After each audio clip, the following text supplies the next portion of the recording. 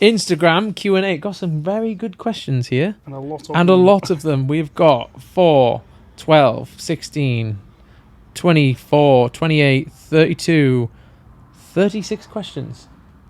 Let's start for the people that asked first, and then work back from there. Okay, yeah, good. And we'll just fly through it, and we'll just take it in turns.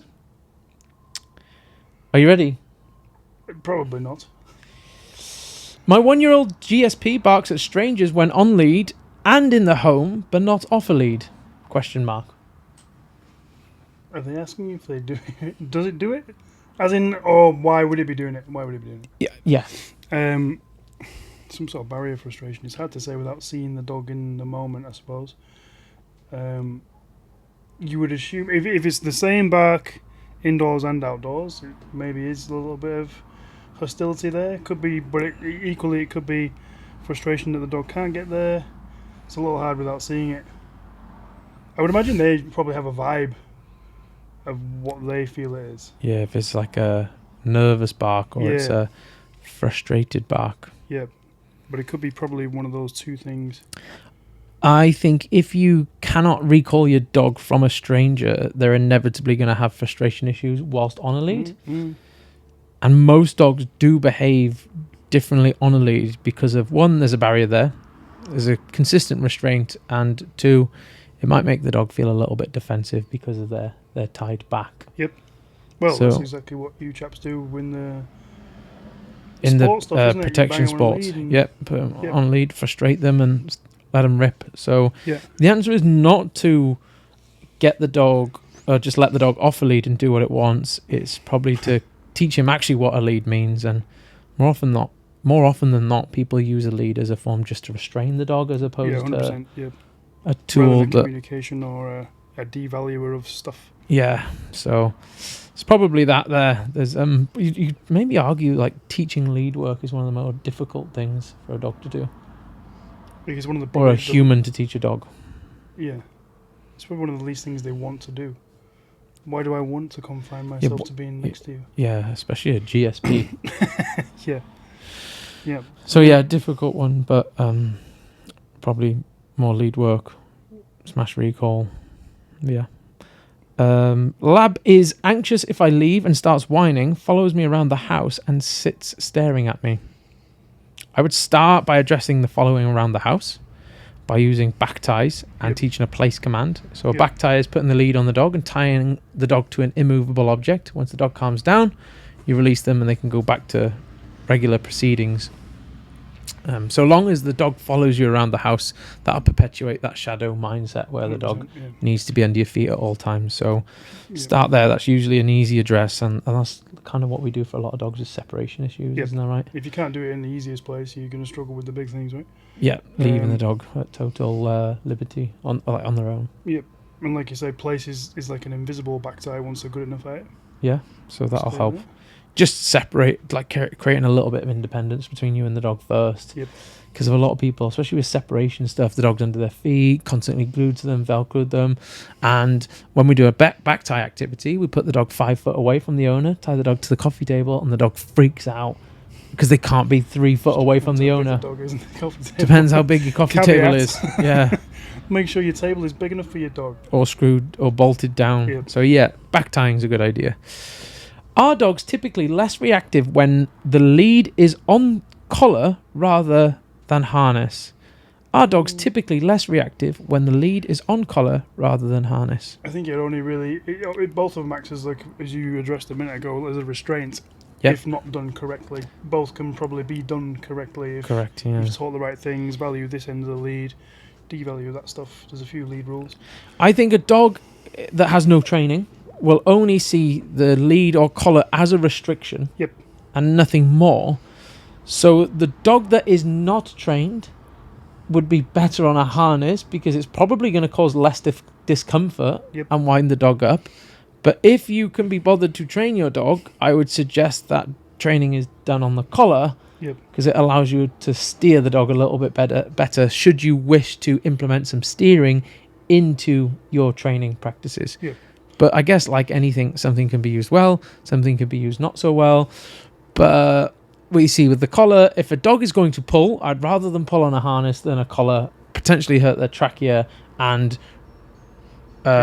reduce their breathing, maybe increase their arousal, and create a plethora of problems off the back end of that. Although you showed me that post on harnesses, it was very disturbing. The biomechanical scapular. Oh, with the elbows and stuff. Yeah, but that's what I suppose. I suppose fundamentally, it's not necessarily the thing you're attaching it to. It's what the dog associates that thing with. Yeah, and what the dog feels like they're allowed to do. You want to ask that one? How to stop everyone coming up to your puppy? This is a very difficult one, especially if you've got a cute one. And it depends on your personality to some extent, I feel. Yeah. Like, there's often a rift in a household where one person will just say, nah, you can't come over to see my puppy. And then the other person's like, oh, I can't say no to this person because they look really nice. But that can land you in bother with issues born from that. I've told people recently, I just like, tell them it bites too much. Bitey puppy. It puts people off quite quickly. But essentially, if you're not happy with saying, look, they've met enough people today, or they haven't met, or they've met too many people in general, or whatever, you've got to come up with a reason that you're happy using that works. You've got to advocate for your dog somehow. If you want to tell a white lie or whatever, I'd be at ease with that. If you're not just ready to say, I am Palm, get off. Yeah, sometimes that's difficult, isn't it, to give the iron palm, and perhaps, like you said, a white lie might be a little bit easier. Perhaps he's a service dog in training, and anything. I know it may be not the most moral thing to maybe do, but like, who's it really harming? Because then that person might kind of start taking you serious. Yep. I think that's the problem. There's like a precedent that you can just go over and touch a puppy. You can do something to someone's baby, like as we've said before. But it'd be weird. You probably get arrested. But people just see a fluff ball and go, oh. How to introduce a prong collar? Two trains of thought for me on this, but depends on the dog. I suppose it's potentially a long-winded answer, isn't it? Very long-winded answer. What has the dog done in the past? What tools has the dog been on in the past?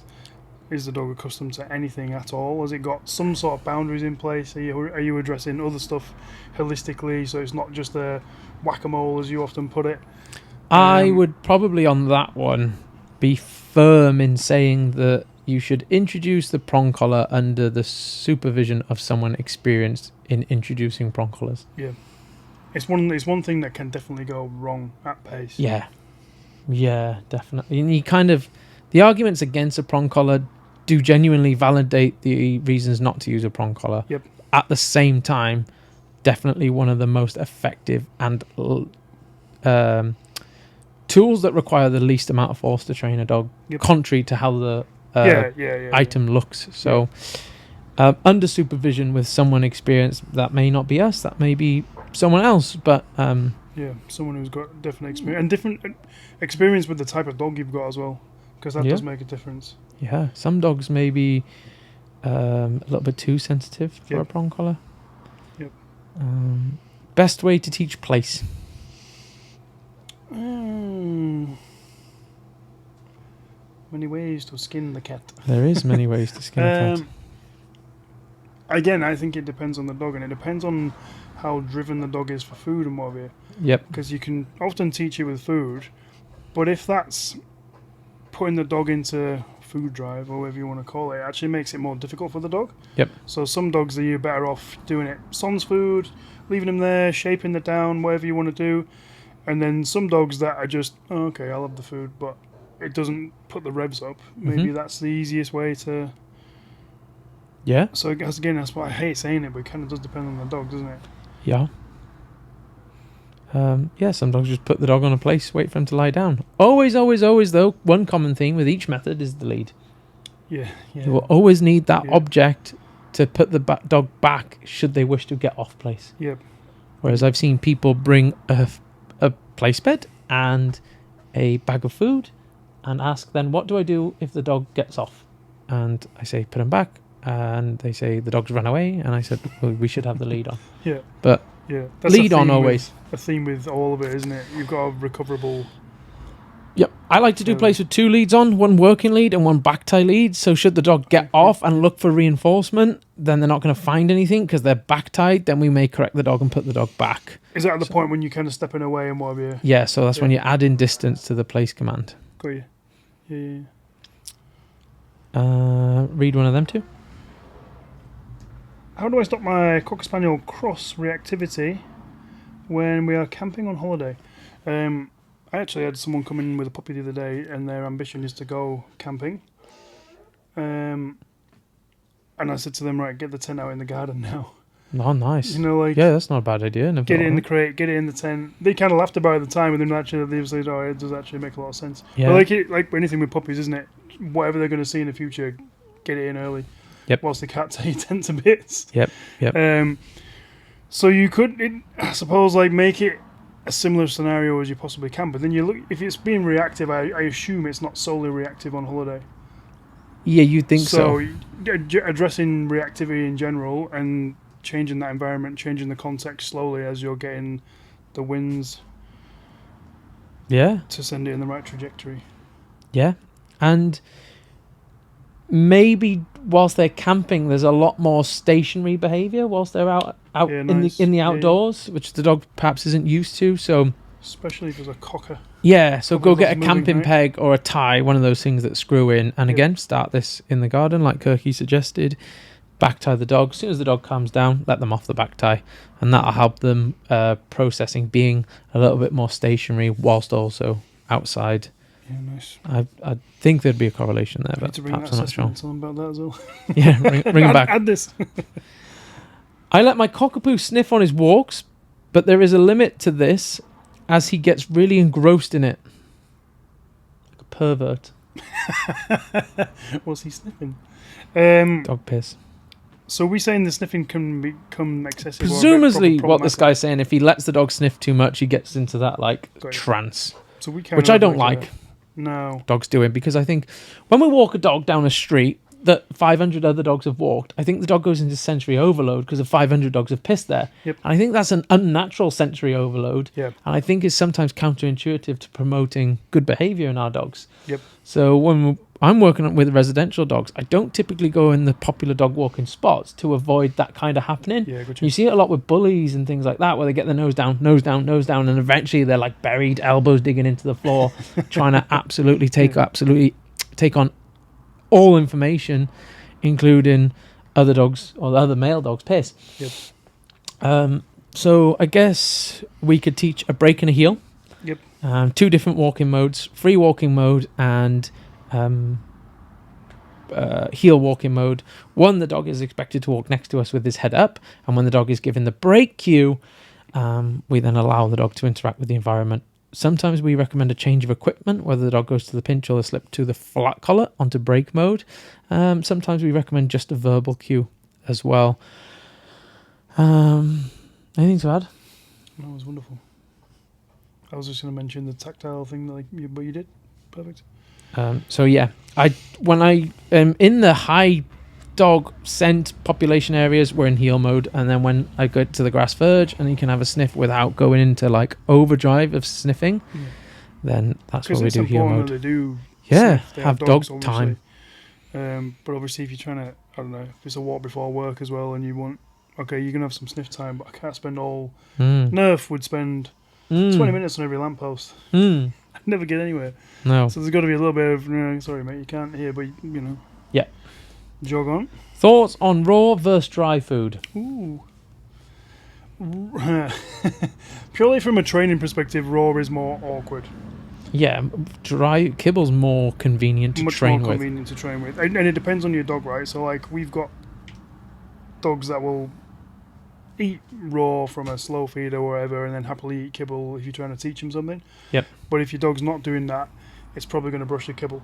Because the raw is generally more palatable. Anecdotally, my experience is my dogs seem to be thriving on raw. Same. But they will eat the kibble as well if I'm teaching Blue some spanieling.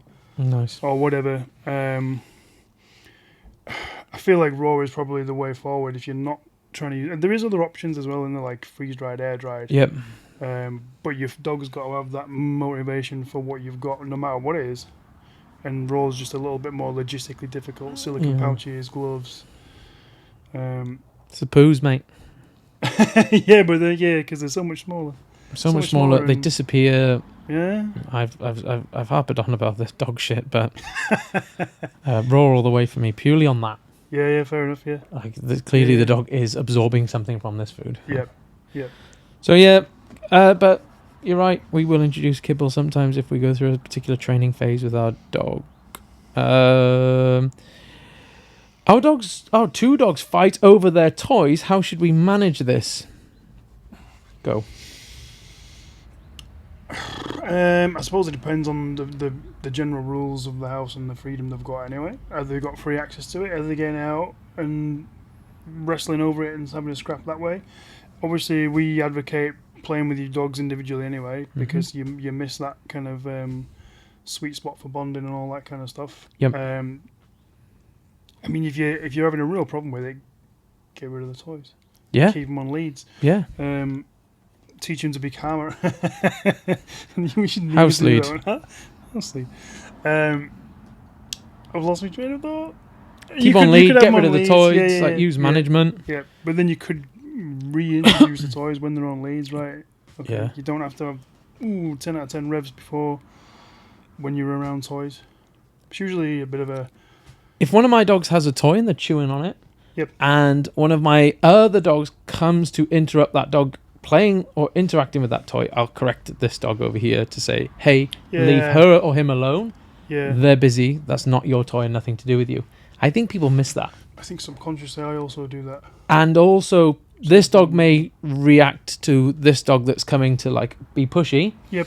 And then people will try and correct this dog that was doing the normal thing of saying like, I'm busy, get away from my stuff. So Yep. Food for thought on that one. Sometimes my dog will stop and refuse to walk. Should I just take him back home or try to continue? You got to rule health out first. Yeah, if the dog's in pain. If it's problematic, make sure if there's not a health problem.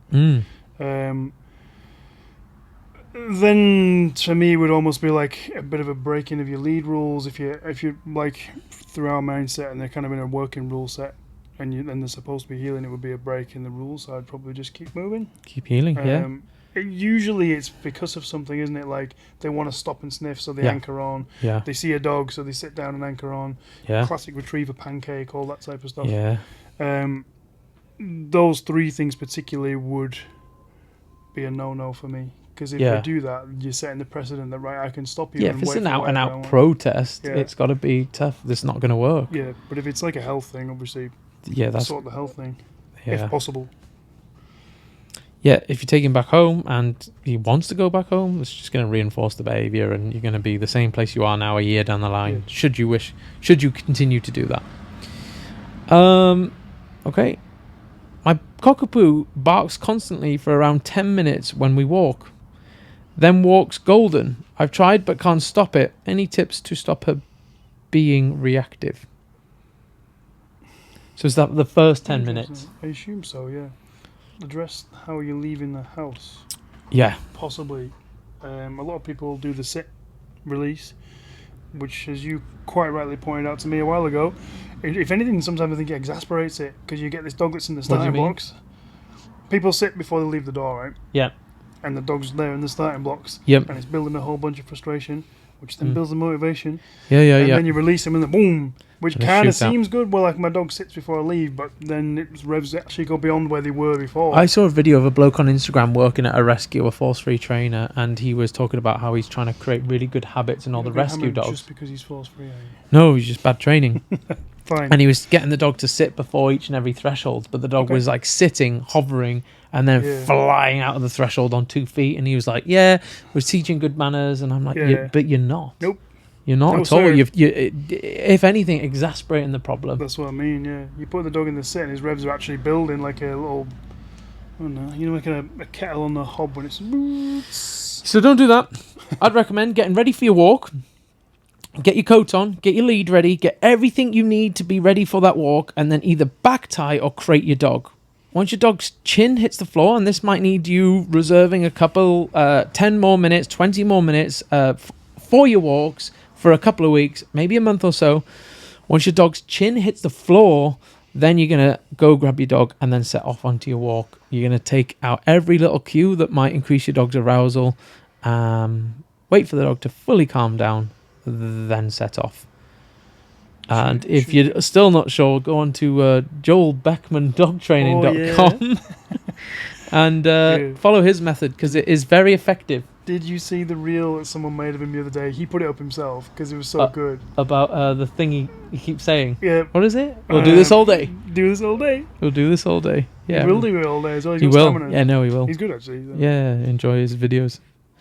Do you need to leave, or just circling back to that, do you need to leave the house before your dog? No. No. So long as your dog is in the appropriate state of arousal, Bang. then you can go out in any order you want. Fido first, you first, doesn't matter. Oh, here you go. That's a good one. Oh, I love the bribery one. How to use treats for training but avoid bribery. Essentially, we use essential food. Bribery is before behavior. Reinforcement is after. As a very basic way of looking at it. Mm-hmm. So if you ask your dog to sit, but you go sit and you've got something in your hand, or you pretend you've got something in your hand, that is bribery. If I say sit, and I get something out of my pocket and pay the man, that's reinforcement. And interestingly, the later makes the behaviour more likely to happen again. Yeah. And the first example does not. No. And if there's anything, it makes less likely and builds a bit of what? You did a post on the garden one, didn't you? Yeah. The classic one is the dog's out in the garden, won't come in, so you go, hey, what's this? I got this. Yeah. And the dog comes in, and you think, oh yeah, cracked it. And tomorrow stays out in the garden because you. Where's the thing? No, the thing you got out yesterday. Yeah. Oh, actually, it wants to be a bit better today. Yeah. Come on. What else you got? Yeah. Yeah, they'll do that. They will do that. 3 courses today. That is definitely a cognitive process a dog can go through. Yeah, they're good. They're good at it. And yeah, so using food before is bribery. Using food after is reinforcement. Reinforcement makes behaviour more likely. Bribery does not. And also ruins relationships. And does ruin relationships. I tried to bribe you a few times and... I don't take it. Never takes it. Never takes it. How can I keep arousal? These are great questions, aren't they? There are some good These ones. are Really like good, the best questions really we've ever been asked. Well done, guys. Thank you. Make an online course Testing out of us. this. Yeah. How can I keep arousal levels low in the car and when getting out of the car? You can either put a book in the glove box and you pull over and you wait Dogs till your can't dog chills read, out. mate. Yeah. You read this. Okay, you read this. And you fucking throw it at the dog's head. I'm joking. It's a joke. And you wait till the dog calms down. But I have tried that with a couple of dogs, and I was there a while, 40 minutes. Sometimes you don't have all that time. It really depends, doesn't it? What if they've got fired up because of the hope of getting somewhere, and they did get there that time, then you know the thing with the 63 hours, 3-day rat thing. Yeah. So there's obviously desensitizing them to it. Put them in the car, get them out of the car, put them in the car, do it 1,000 times, go once, drive around the block. There's all that stuff. My mum's dog, though, right? You could Barnaby? Barney. You could pull up to, you could do all the setup work and try and trick him. Yep. You could pull up to the shops. He's not going to do it. You could pull up to a drive-through. He ain't going to do it. You could pull up to. You could just stop at traffic lights. He isn't going to do it. You could turn your indicator on and pull over. If you're just pulling over briefly, if you get to someone's house, or he knows kind of where he's getting to, or whether it be the park or my house, which he's only been to once, my new house, he goes absolutely crackers. So I think he's an example of however much setup you work you can do for some reason, and I have no idea how.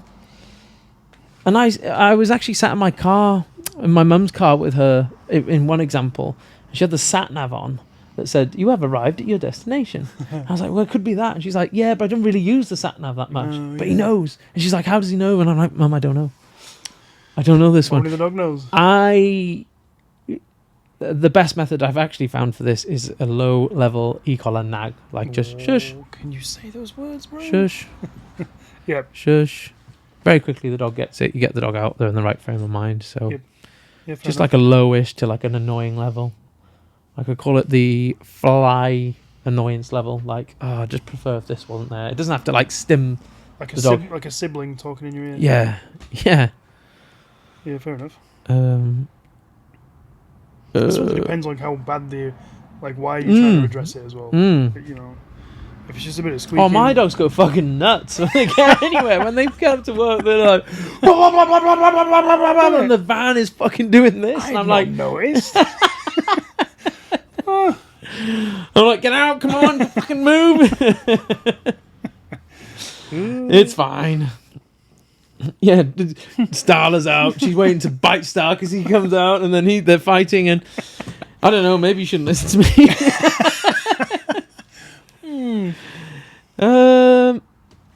Okay. Can you restore value to a poison stimulus, e.g., a command eye contact? If so, how? That's a good one. Yeah. Well, yeah, you can. Like if you ruin your clicker, you can't you? Yeah. So let's give an example. I click, build a load of reinforcement associated with the clicker, but then one day I click and step on my dog's foot, and he has a learning event that the clicker is now aversive for that reason. That's harder, isn't it? How would I then... That's like the ultimately poison cue, but how may I then recondition that? That's slightly different, isn't it? That's when the stimulus has become aversive rather than just non-important. Yeah, because we get a lot of people who like click too much, maybe say yes too much. Mm-hmm. I was probably guilty of that with Cora. Yep. All I did was go back to square one, create loads of hope for each yes. Yeah. Okay. So yes, jackpot. Yes, jackpot. Click jackpot. I think if it's something that's not a necessity in the dog's life, just change the cue. Yeah. If your sit is poisoned, change the name. If your clicker's poisoned, use a whistle. Yep. So if your dog doesn't need it or utilize that actual cue, sometimes trying to build back from a negative or rebuild is better done by just changing the cue entirely. Yeah, quicker than redoing it. So yeah, I'd just maybe do that, and if not, just go back to jackpot training. So high volume rewards. Let's say it is the clicker, and you did stuff the clicker up. You feed the dog twice a day. You click, click, put the ball down. Click, click, put the ball down. 2 weeks, your dog will like the clicker again. Bang. What's the most important part of training? Quality, quantity, or somewhere in the middle? Ooh. If we use the analogy of sleep. Quality. I like the term frequency as well, though. But that doesn't necessarily lead to quantity. You could do a small amount of training, but frequently. But absolutely, the quality's got to be there. Quality's the resounding. Yeah. Win. Quality is the resounding win, and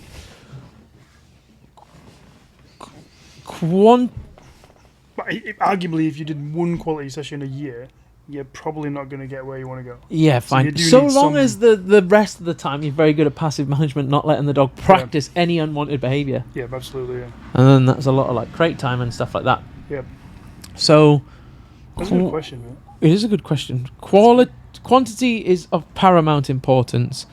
Quality will allow you to bridge the gap between sessions and not allow your dog to be understimulated.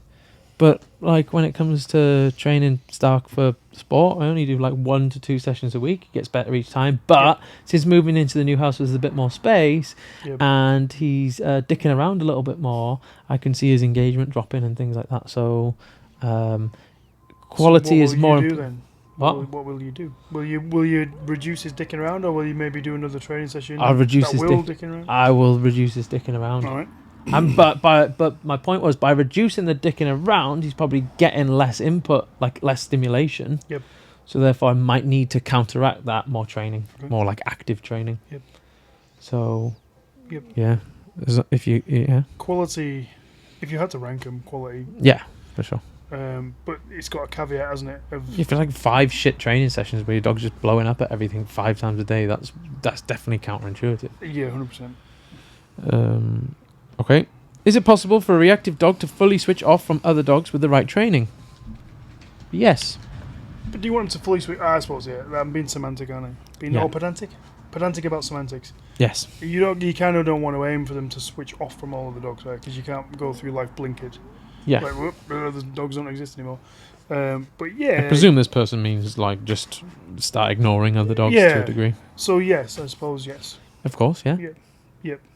With the Takes right a bit. training. Takes a bit with the different dogs, but yeah, the right training. How to stop an overexcited barking non-stop when leaving for a walk? Already answered that one. It has been answered. Pretty much. Do we still click and reward our dog? Oh, this is a great question. Well done, Jake. Jake. None of our Jakes. Oh, We've got many Jakes. So many Jakes. Do we still click and reward our dog if we had to apply pressure in order to achieve the outcome? For example, directional change or lift of the lead to get them to sit. Thanks. Yes. Yeah. That's what the... If you ask for the behaviour and the dog does not give you the behaviour because he is not motivated to give you that behaviour, and then you create that behaviour with negative reinforcement, be sure not to validate the dog not wanting to give you the behaviour in the first place by not paying them afterwards. You better pay, man. Exactly. Pay good. Yeah. And sometimes there's an argument to the repetitions that you need more pressure to create should be rewarded higher. Yep. To actually prove the dog wrong. Yep. You've said that on some recall stuff as well, right? When the dog doesn't come, pay them more. Yeah. To say, look, it was worth it. Yeah. Definitely correct. don't emotionally go, I'm not paying you because you didn't come first time. Yeah, which people, if people give you if a dog gives you a slow rep, or a dog gives you a rep that you needed more pressure to utilize, people emotionalize it, and but actually, you want to say, hey, yes, look what was waiting for you all along, and the dog goes, oh shit, I didn't expect this. Yep. Oh, great. So yes, good question. Very good question. It's like Who is this, Jake? Who is this, Jake? Would you like a Jake. job, Jake? Come and see us. We need Jake. more Jakes. We do need one. Oh, this is another good question as well. Sorry. Is proportionate resource guarding between household pets ever okay? I don't know exactly what that means. I think it means like, is a dog telling another dog to fuck off if they're chewing a bone or chewing it on a toy reasonable? Potentially, given the circumstances. You kind of covered that a minute ago, right? Yeah. With one of your, where you would tell off the approaching dog potentially, or do something with the approaching dog. Depends how sensible and mature and how far that dog is going to take it. Yeah. I can't rely on Rhea to do that. Yeah. She'll grumble, the other ones listen, and they go, oh, okay, don't approach a dog when it's doing its thing. Sometimes it's kind of needed. Yeah, but if she was going to absolutely tear a new one with one of my littler dogs, I'd be like, come on. Yeah. So proportionate, I assume that maybe does it mean like a proportionate reaction? Yes. Maybe? Yeah, okay. Yeah, I think that's okay. Yeah, as long as you're good at reading the dog, and I guess there's a bunch of caveats we can throw in here, but as long as you're good at reading the dog, as long as you're not going to get too far and you trust that dog to give a correction for that maybe younger dog being pushy, then what I have a bigger problem is people expecting their dogs to share things in the house. Yeah, that's just weird. And then again, like I mentioned earlier, punishing the potential quote unquote resource guarder. Yeah. I think it's a lot more normal for dogs to resource guard things between other dogs than it is maybe us. So they're gonna do it. Yes and all. This one. My Ridgeback specifically keeps barking at men. I'm desperate to get him to stop. How? Again, depends on the reason. You assume that's like a... Is it from a lady? Yeah. Yeah. Maybe hasn't seen that many men, not experienced. You get all sorts of novel behaviours like that, don't you? I recommend this lady go on Tinder. Start lining up as many dates as possible and just flood that dog with just men. offering free food. That's, there's a sign, free food this way. Yeah. Go around, that's really difficult. You'd have to establish why the dog is barking. Yeah. It potentially nerve if it's just men. Yeah. Could be that the dog feels like responsible for the social unit. I don't know, but I suppose in the end it would be right. Okay, let the dog see more men. If you can counter condition him, you get paid around men. But it does depend where it's coming from largely. How can I stop my Labrador from stealing food off the kitchen counter? You're asking the wrong guy over here. The Spaniel still does it. I mean, long-legged Spaniel. He would, given the opportunity. There you go. There's your answer. So Given the opportunity. Yes. So don't give him the opportunity. Yeah, I still don't know if that would ever stop them entirely. particularly if it started because you create the gamblers and the dopamine addicts, right? Yeah, so the problem is with trying to stop it is, should the dog next time get onto the counter, potentially steal something, find pleasure in the thing that they have stolen, as well as escaped the potential punishment that you have applied in the past, it then becomes a double reinforcer, and you've potentially used negative reinforcement with a positive reward and very much strengthened that behaviour. Do you know I'm laughing? It's like sometimes you black out and like I expect you to say something stupid, and then you reel out some gold, and I'm just like, hey, listen, yes, listen, preach, man. So really I think good. just prevention. Yeah. Is better than the If you're gonna cure. try and use the dirty word punishment, you gotta find a way of doing it when you're not there. That's in the problem. absence of the owner. Yeah, because if they just think, oh well, I won't jump up when you're around. What about putting something up there that the dog... I've never tried this, but in theory it may work. Putting something up there that the dog may believe that they will find pleasurable, but when they do eventually consume it, it's non-harmful but not pleasurable, such as something that looks like they might want to eat, Yeah. but tastes not very nice. I suppose it would depend if they've had success of getting something nice before. You'd probably still create a gambler. Oh, next time it could be good. Yeah, yeah. Yeah. Booby trap. Yeah, Booby booby trap's trap. the key. Yeah. Again, Safe. little camera, e-collar, tap, tap, tap. Or, if you don't want to go down that route, you make sure the dog is confined every single time that Yep. able to go there. Or you invent something like me. I'm an inventor. Yeah, you can invent some fucking... I'll invent something. Loose lead walking, great when on own. When with other dog, no chance. How do we combat that? If it's truly great, which it Hmm, might be. It may be. I've said great. Start somewhere easy with both dogs. Gradually make it harder would be my Yeah, easy answer. yeah. Um, Depends on the relationship between those two dogs. They're I know, constantly yeah. over each other and constantly fighting. And does the other dog walk okay on the lead? Yeah. Because if not, get that one walking well on the lead first. a starting point might even be worthwhile trying to teach the dogs just place around each other first. Mm. Even back tie one dog that side of the room, that one dog the other side of the room, and just get them used to being a little bit independent Yeah. from one another. And can they be calm around each other? Mm. Or is it all Was it always fireworks like like that? two Frenchies in a terrace house like mine? How should we progress his recall from a retractable lead to being reliable off lead? Good question again. Because the retractable does give E-collar. that little... Go on, mate. What are you saying? Yeah, that too, for reliability and full off-lead freedom and fulfillment. And That. happiness and And happiness. everything you ever wish to want to give your dog, then pick a professional to Happiness help is- you condition an e-collar. But anyway, Can we Carry say on. happiness is found in a Martin Systems box? yeah. For your dog it is. Yeah. Progress to a lightweight long line. Still do your setup stuff. Mm. Because there's always that little bit, isn't there, with a retractable? Mm, I love feels it. retractables for teaching the initial bit, like yourself. Easy to rep out.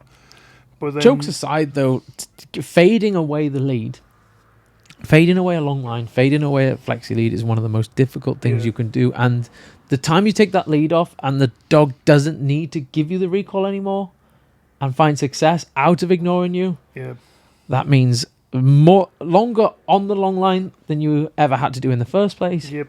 and potentially a Maybe process never. that may Maybe never happen. Yeah.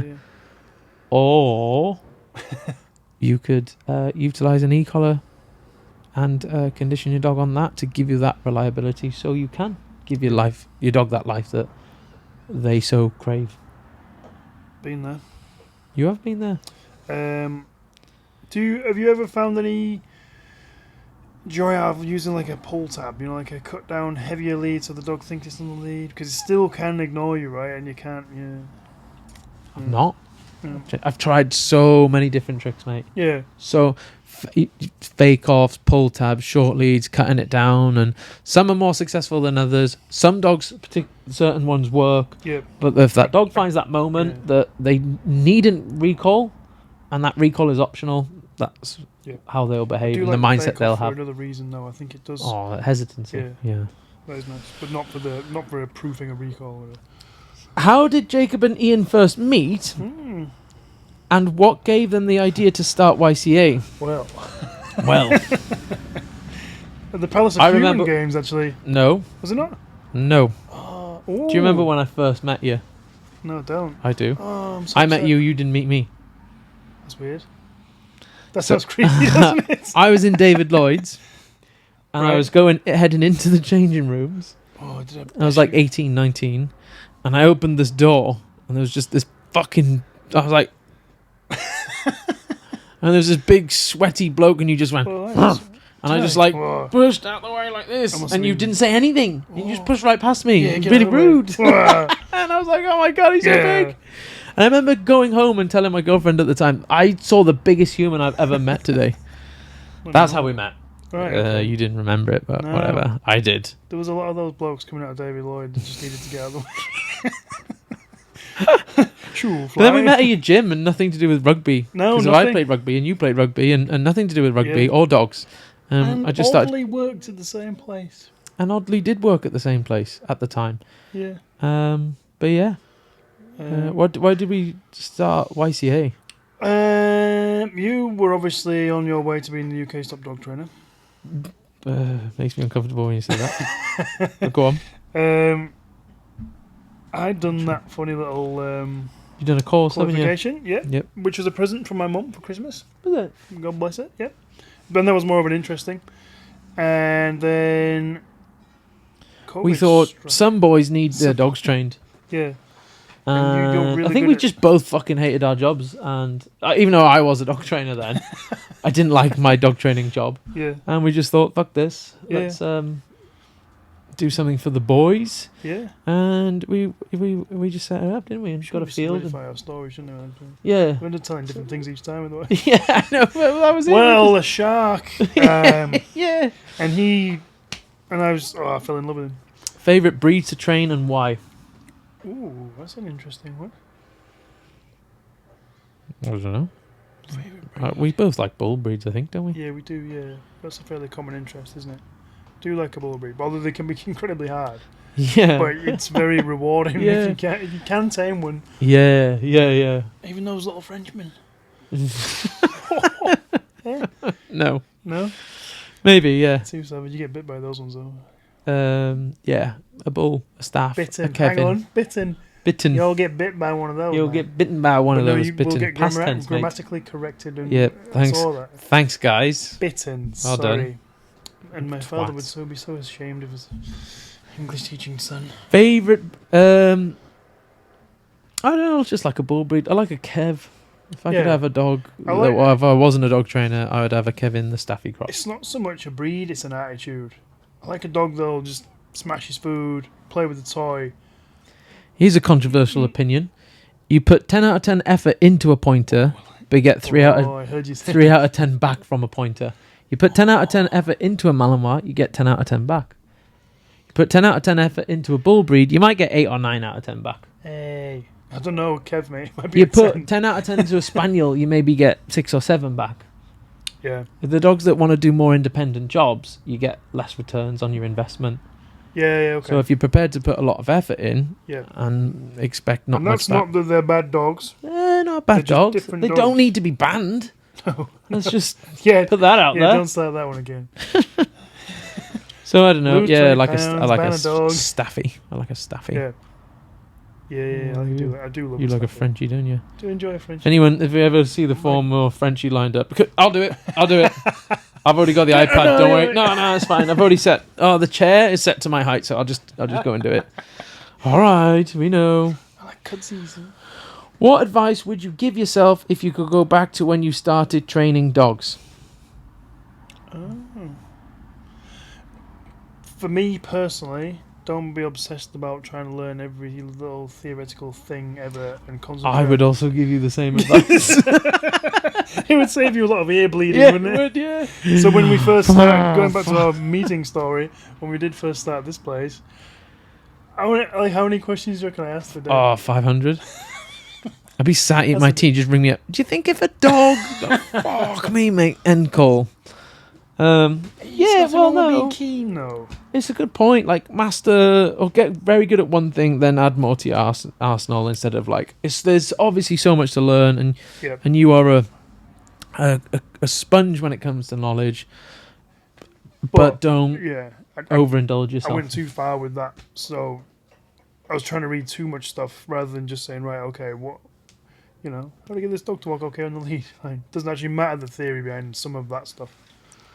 Mine would be you need to accept that not every dog in their current situation can be trained. Yeah, okay, yeah, So- that's a good one. Looking for a good daycare home boarding service, what should I look for? Singular. Yeah.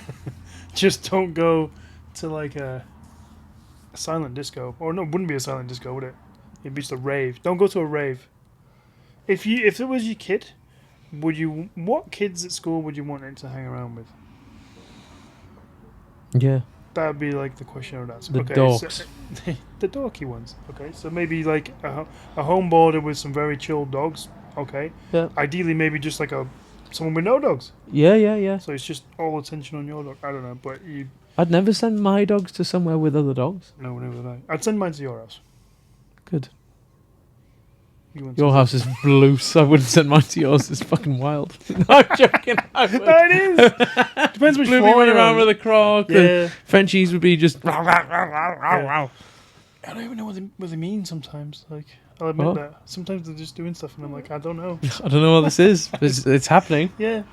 But I'm smiling and they're smiling. They're happy. You're happy. You know? They Um, can all do place. oh, it's a difficult one, isn't it? What should you look for? Obviously, there's all the licensing, the insurancing thing. But for me, like, the actual hands-on part, the person's got to be nice, calm, have experience of dogs. Any dogs in that house have got to be nice, calm. Not dishing out other dogs. Yeah. Dishing other dogs up. Yeah, but not even so much dishing them up, just being majorly too excitable because there's no way that dog's not going to then have an influence on your dog. And that was kind of my school kids analogy. Home boarders that crate my dogs, please. Yeah. Home boarders that haven't got an aversion to utilising a crate and offering my dog a nap. Yeah. And segregation from other dogs, Time should there out, be other brother. dogs there. Yeah, okay. Yeah. And It's a hard one because it's probably not something that we would wholeheartedly recommend. It's more of is it a logistical necessity that you've fallen into?